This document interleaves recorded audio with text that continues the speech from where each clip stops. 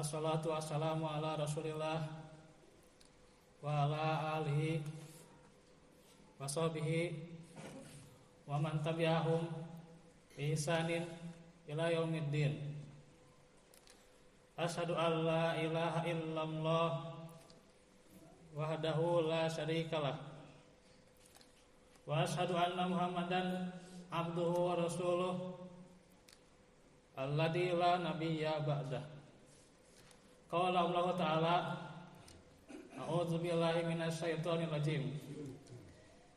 Ya ayyuhalladzina amanu ittaqullaha haqqa tuqatih wa la tamutunna illa wa antum muslimun. Shadaqallahul azim. Hadirin sidang Jumat yang berbahagia, yang sama-sama mengharapkan ridho dan ampunan Allah Subhanahu wa taala. Pada siang ini Allah memberikan kepada kita berbagai karunia-Nya, rahmat dan hidayah-Nya serta pertolongan-Nya. Maka dari itu segala puji baginya. Dengan nikmatnya pula kita bisa menunaikan dari kewajiban kita, yakni sholat Jumat, serta salawat dan salam semoga selalu tercurah kepada baginda Nabi Muhammad serta keluarganya, sahabat, tabi'in, tabi'ut tabi'in. Juga semoga kita senantiasa menjadi umatnya yang terdepan dalam menegakkan sunnahnya. Hadirin jemaah Jumat, khatib pula berwasiat agar senantiasa bertakwa kepada Allah, karena dengan landasan takwa amal soleh kita akan diterima di sisi Allah, dan tiada yang dapat menjadikan ganjaran yang besar pada amal seorang kecuali dengan takwa kepada Allah.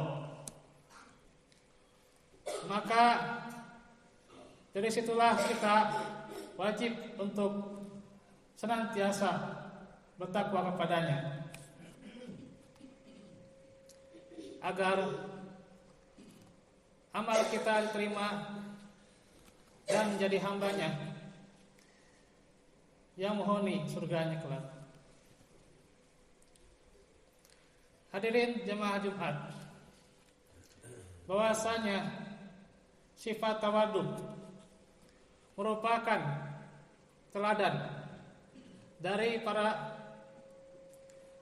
Nabiullah alaihi wassalam, yang dimana sifat tawadhu ini adalah cerminan dari seorang muslim. Karena itu, bagaimana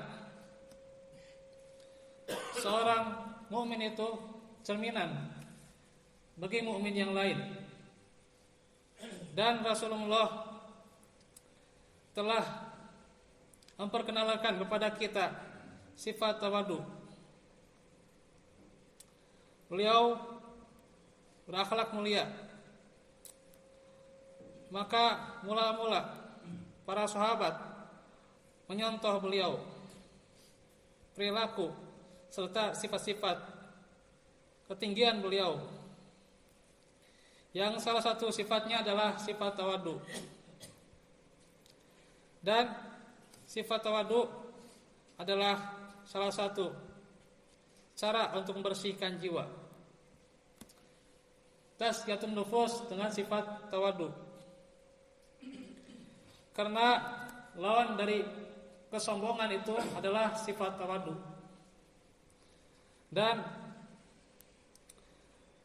tawadu itu adalah bentuk penghambaan kepada Allah yang sesungguhnya.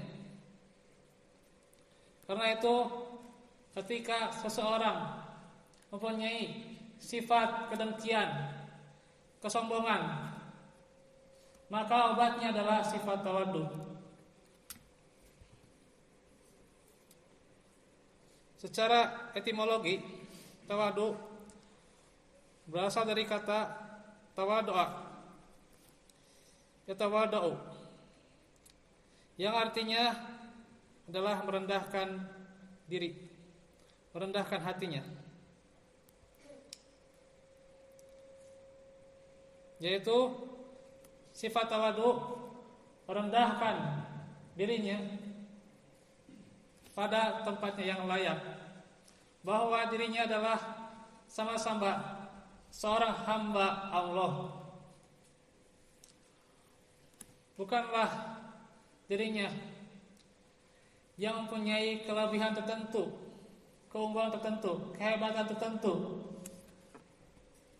yang menyandarkan pada dirinya, tapi ia sandarkan apa kebaikan bagi dirinya itu adalah dari Allah Subhanahu wa taala.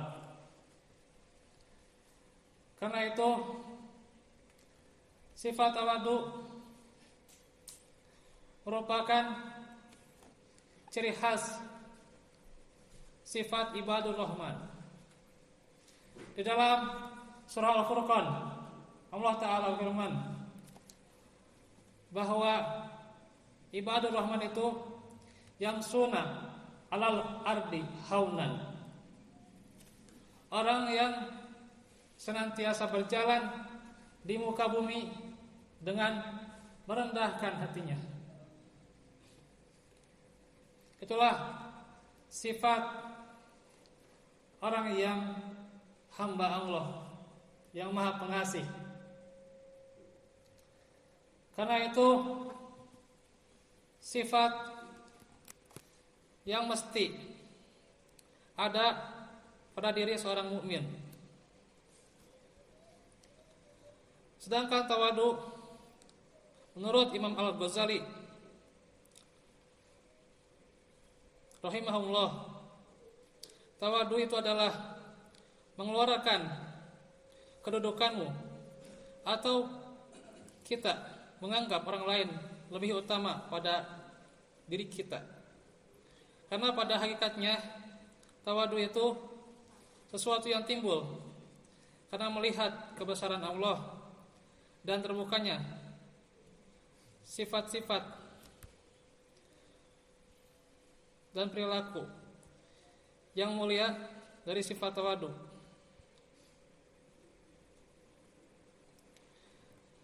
Di antaranya kita memahami bahwa Allah adalah Al-Ali yang maha tinggi, bahwa Allah adalah Al-Mutakabbir. Maka kita pahami juga sifat-sifat Allah yang layak disandangkan kepada Allah. Selendang Allah itu adalah sifat kesombongan, sedangkan seorang hamba tidak patut memiliki sifat sombong. Karenanya banyak ancaman yang Allah firmankan dalam Al-Quran karena sifat sombong. Di antaranya dalam surah Hamim Sajdah atau surah Ghafir dikatakan bahwa di dalam surah ini bahwa innal ladina yastakbiruna an ibadatihi sayadkhuluna jahannama dakhirin. Orang-orang yang menyombongkan diri dari beribadah kepadaku, maka ia akan masuk ke neraka jahanam dalam keadaan yang hina dina. Itulah sifat kesombongan. Dan banyak dalam hadis bagaimana kesombongan itu akan membawa pada siksaan yang pedih. Bahkan Allah tidak akan melihat seorang hamba yang sombong, dan untuk mencium bau surga saja dia tidak akan merasakannya. Wallahu a'lam. Maka kesombongan adalah sifat yang sangat berat dosanya. Karena itu bagaimana sifat tawadhu? Sesungguhnya kita itu makhluk sama seperti makhluk lainnya, mempunyai dua sisi dan pertengahan. Maka sisinya ada yang cenderung sombong, namun ada pula yang cenderung kepada kekurangan dan kerendahan, disebut kehinaan. Dan pertengahan disebut tawadhu. Itulah yang terpuji. Ia merendahkan diri tanpa menghinakan dirinya. Maka itulah sifat yang mulia, sifat tawadhu, yang semoga kita bisa menerapkannya dalam kehidupan kita. Wa fiikum ajmain. Inna Allaha wa malaikatahu yusholluna 'alan nabi ya ayyuhalladzina amanu shallu 'alaihi wa sallimu taslima.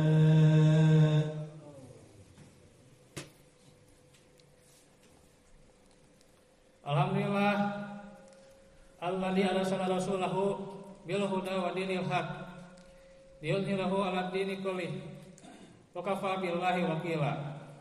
Asyhadu an la ilaha illallah wahdahu la syarikalah wa asyhadu anna Muhammadan abduhu wa rasuluh. Allahumma shalli ala Muhammad wa ala alihi wa sahbihi wa man tabi'ahum bi ihsanin ila yaumil qiyamah. Qala Allah Ta'ala, ya ayyuhalladzina amanu taqullaha wa tanzur nafsum ma qaddamat lighad wattaqullaha innallaha khabirum bima ta'malun. Hadirin sidang Jumat, bahwasanya banyak sekali cerminan dari sifat tawadhu itu yang patut kita terapkan dalam kehidupan kita. Bagaimana seorang mukmin ketika menegakkan pehambaannya kepada Allah Subhanahu wa taala, maka ia harus memiliki sifat ini. Di antaranya yang pertama, tidak berlebihan baik dalam perhiasan maupun di dalam makanan dan minuman. Karena itu Allah firman, kulu wasrabu wala tusrifu, makanlah dan minumlah, dan janganlah kalian berlebihan. Karena itu seorang hamba ketika mempunyai barang yang berharga pada dirinya, maka tidak layak barang berharga itu disandingkan pada dirinya, kepemilikannya. Yang kedua, sopan santun dalam bertindak dan bersikap. Seorang hamba yang tawadhu senantiasa beradab. Ia tinggalkan perkataan keji, perkataan kotor. Maka itulah seorang yang tawadhu. Karena itu orang yang mukmin dikatakan dalam surah Al-Mu'minun, walladzina hum 'anil lagwi mu'ridun. Di antaranya mereka orang yang dari hal yang lago itu atau dari yang sia-sia, maka ia menjauhinya dari perbuatan dan dari ucapan yang tidak berguna. Yang ketiga, merendahkan nada suaranya. Karena itu Allah juga firman, la tarfa'u fawqa sautin nabi. Janganlah kalian meninggikan suara kalian di atas suara Nabi. Karena itu apalagi seorang yang pemuda senantiasa ia rendahkan suaranya. Tidak boleh dia berteriak di atas suara orang tua, dan tidak boleh ia memandang orang tua yang lebih rendah. Karena itulah, rendahkan suara. Di antaranya Allah juga firman, waqfid janahaka liman ittaba'aka minal mu'minin. Rendahkanlah dari hati kalian terhadap orang-orang yang beriman. Dan yang keempat, orang yang rendah hati senantiasa menolong orang yang membutuhkan pertolongan. Itulah bagaimana kaum Muhajirin dan Ansar, mereka senantiasa memberikan pertolongan. Bagaimana pertolongan yang diberikan kepada orang-orang yang berhijrah. Bahkan mereka juga, orang-orang yang berhijrah, memberikan pertolongan. Inilah bagaimana cerminan orang yang rendah hati. Karena itu Ibnu Qayyim dalam kitabnya Madarijus Salikin mengatakan, barang siapa yang sombong untuk tunduk kepada kebenaran, walaupun datang dari anak kecil atau orang yang dimarahinya atau orang yang dimusuhinya, maka kesombongan orang tersebut hanyalah kesombongan kepada Allah. Karena Allah adalah Al-Haq, benar, maha benar, kalamnya benar, dinnya adalah Islam yang benar. Kebenaran datangnya dari Allah dan kepadanya kita akan kembali. Barang siapa yang sombong untuk menerima kebenaran, berarti dia menolak segala yang datang dari sisi Allah dan menyombongkan diri di hadapannya. Maka jemaah Jumat sudah selayaknya kita jauhi sifat kesombongan ini, karena sifat kesombongan bukanlah sifat yang layak dimiliki oleh seorang mukmin. Dan betapa bahayanya seorang yang sombong, karena kita di hadapan Allah tidak ada apa-apanya. Kita hanyalah makhluk yang diciptakan dari nutfah, dari air mani yang hina. Maka tidak layak seorang hamba punya sifat sombong. Karena itu semoga apa yang disampaikan oleh khatib ini menjadi pelajaran bagi kita agar menjadi hamba yang tawadhu. Kita tutup dengan doa, Rabbana atina fid dunya hasanah wa fil akhirati hasanah wa qina adzabannar. Rabbana ighfir lana dzunubana wa kaffir 'anna sayyi'atina wa tawaffana ma'al abrar. Rabbana ighfir lana wa li ikhwanina alladziina sabaquna bil iman. Wa la taj'al fi qulubina ghillan lil ladziina amanu rabbana innaka ra'ufur rahim.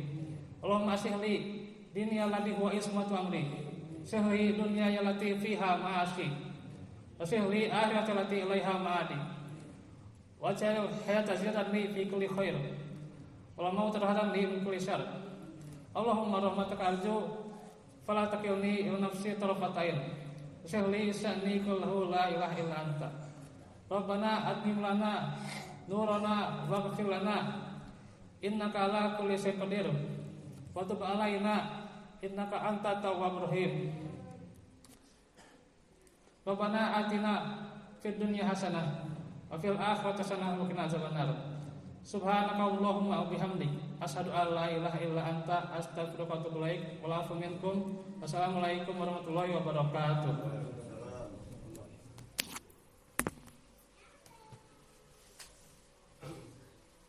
Allahu akbar, Allahu akbar. La ilaha illallah, asyhadu anna Muhammadar Rasulullah. Hayya 'alas salati, hayya 'alas falah, qad qamatis shalah, qad qamatis shalah. Allahu akbar, Allahu akbar. La ilaha illallah. Safnya diluruskan dan dirapatkan.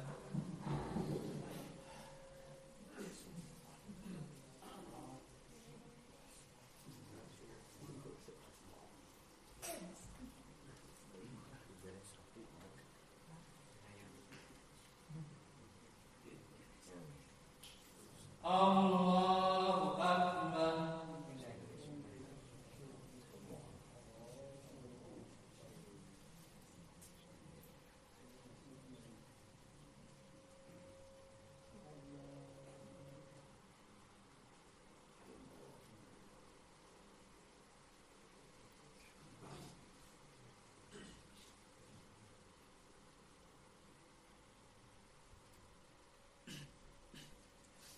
Bismillah.